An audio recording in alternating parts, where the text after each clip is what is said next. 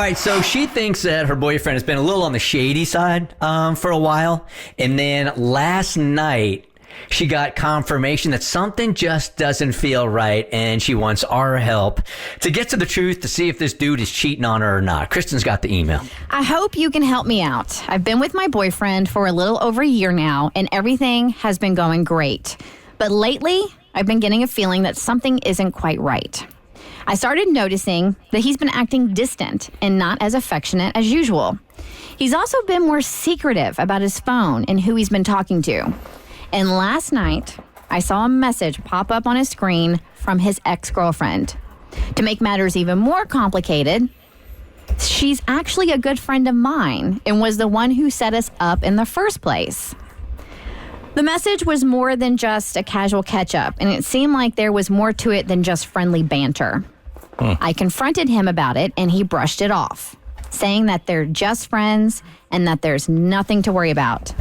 But I can't help but feel like there's more to the story. I've always trusted him, but now I'm starting to wonder if he's seeing his ex-girlfriend again behind my back. I don't know what to do. I don't want to jump to conclusions and make a big scene, but at the same time, I feel like I deserve to know the truth. Sophia. All right, let's get into this here for just 1 second. Mo, why is it dudes stay in touch with their exes? If I'm being honest, typically I believe it's because you want to have her there in case you run into a drought or you run into a situation where you are not talking to anyone else. It's pretty convenient to go back to someone you already knew. Back up. That's the truth. Mm-hmm. Just keeping that door a little bit open, right? Like, even if it is platonic, just keeping that door open just a little bit, just in case. So I learned that lesson a while ago, man. I realized, actually, I didn't realize. Tiffany made me realize that keeping in contact with the exes, it's a losing proposition. For what reason? Really, for what reason? And I realized it was just an ego thing more than anything else, keeping that door open a little bit. And that's what I had done my whole life. And here I am claiming I'm in love and I'm going to spend the rest of my life with Tiffany. Yet I'm keeping the door open for some reason for these friendships, quote unquote. It wasn't real. It wasn't authentic. Especially if you're in a new relationship. If you got somebody new in your life, it feels like you are trying to, as they say, steal second base, but keep one foot on first. And you can't. So you got to let them go. Yeah, I've never maintained relationships with any exes, primarily because a majority of them cheated on me, so why would I want to? But I don't want to condemn people who want to be friends with their exes. I mean, like, if they are that important to your life and you have a history there that you don't want to dismiss, then that's your thing. Personally, I never had a connection so deep and so important that I wanted to maintain a friendship with them or needed to maintain a friendship with them, that something would felt missing if I didn't have them in my life. I was pretty much okay being like, bye. How do I communicate this properly? If the connection was that deep that you're talking about, Kristen, and so intimate, then you would continue to see them as a boyfriend or a girlfriend and not just as a friend, right? You would think, but some people can differentiate between the two. And they like, even though I love you, but I'm not in love with you. But I've never been I've never been one of those people. Me either.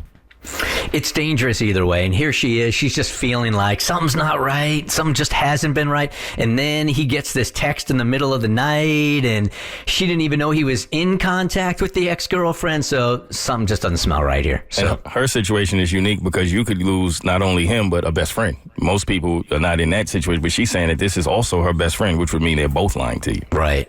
So we'll test them tonight. See either on Snapchat or Instagram or send him some flowers, see who he sends them to. But we'll test him tonight and see if he's being loyal or not. The Bert Show. A lot of people just have this spidey sense, man, when their significant other, boyfriend, girlfriend, whatever, wife, husband, messing around. There's just something off with the routine.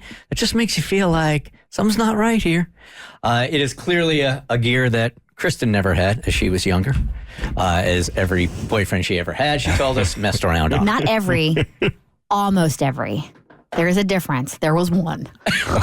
All right. 90%? Something like that. And is it the kind of thing where, okay, I think this is happening again. I'm just going to ignore it? Yep. Mm-hmm. Yeah. Now that was stellar self-esteem back in the day, baby.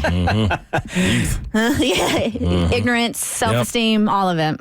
So Sophia here, who's on the voice disguiser, has that spidey sense going off. But unlike you, Kristen, she wants to do something about it. So she came to us to see if we could test this guy and see if he's being loyal or not. Hey, Sophia. Hi. Hi, okay. Explain what's going on with the boyfriend, the history, how long you guys been together. Is it love or is it casual? What's up? Yes. So, well, we've been together for a little over a year now, so a decent amount of time. And we met through his ex-girlfriend, Katie, actually. She was the one who introduced us. But there's just been something off about Aiden lately. Aiden's my boyfriend. Like, he has been pretty secretive with his phone and just... I don't know. I just have a gut feeling, like, on his phone a lot, and then if I come around the corner, I can tell he quickly puts it away. And I have a feeling that there may be something going on. And I don't know if it's with Katie, his ex, or what, but I just have a feeling that, I don't know, I saw something, and it's been kind of freaking me out. So I'm not sure what to do. I think that your biggest red flag was that text he got from his ex-girlfriend. And was it the red flag that he got it or the fact that he wouldn't disclose what it was about? Or did you read it? I did read it, but I don't necessarily want to say exactly what it was. Okay. Okay. But it was concerning nonetheless. Right. Yes. I mean, yeah. Okay. Enough to the point where I'm here. Yeah. So. Did you know before seeing that text that they were even communicating with each other? No, not necessarily. We have mutual friends, so we all do hang out. Mm-hmm. But this communication was a little different. Yeah. Did you get your best friend's perspective of what exactly is going on? Not quite yet, no. Okay. All right. So you wanted us to test him last night to see if he was cheating or not, at least to get to the bottom of this.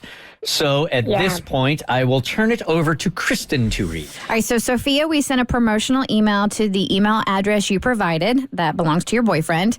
And this time we have Valentine's Day working for us. So the promotional email was like, make this Valentine's Day even sweeter with a free bouquet sent to the one you love. In exchange, ask to share some promo codes, percentage off a future order for family and friends. The whole 9 yards looks totally legit. And he was offered a free bouquet of flowers and able to choose from several options. First, obviously, long-stemmed love, 24 long-stem roses, the quintessential bouquet for your one and only Valentine.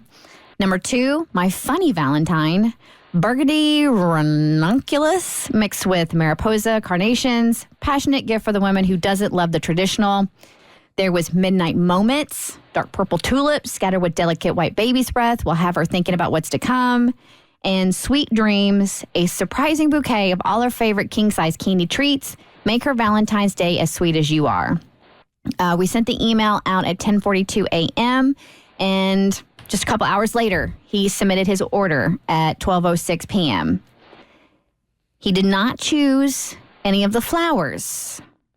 He chose Sweet Dreams, and that is the king-size candy treats. Make her Valentine's Day as sweet as you are. He set the delivery for Monday morning to be delivered to a business address, and he sent these king-size candy bars to Ava, and we are leaving her last name out for privacy. So is Sophia is Ava? Is that Ava's? Is Ava Sophia? Or I mean, this is not Sophia's real name. Okay, so it's not the girlfriend, but it's also not the real name of the ex either. And the card says, "For my sweetest little Valentine, love, Uncle A." This is her niece? Yeah, that's his niece, Ava. Oh, all right. Okay. Okay. Okay. Which is adorable that he sent her those, because it's also her birthday coming up. But yeah, that doesn't make my other feeling go away necessarily. We'll just keep sending them until he sends them to an adult. Look, I mean, the good news is he didn't send them to anybody but the niece here, so that's a good sign, right? Yeah, I mean, it's something. It's a big something. It is. You should probably talk to your friend at some point. Yeah, for sure. It's time to do that, right? Yeah. I think so. I think I need to have a conversation with her and just ask. And send his niece some chocolates, because we don't send anything. That's right. She's not going to get them. That's right. All right, Sophia, check with your friend and then check back with us, because we'd love to follow up with you, okay? Okay, I will. Thank you so much. All right. Bye-bye. Bye. Okay, that's good. Yeah, that's great. Yeah. Crisis averted. He's a nice dude. Yep. Good uncle. Yeah. The Bert Show. Like what you just watched? Well, you can get way more of The Bert Show on Apple, Spotify, Stitcher, or wherever you get your favorite podcasts.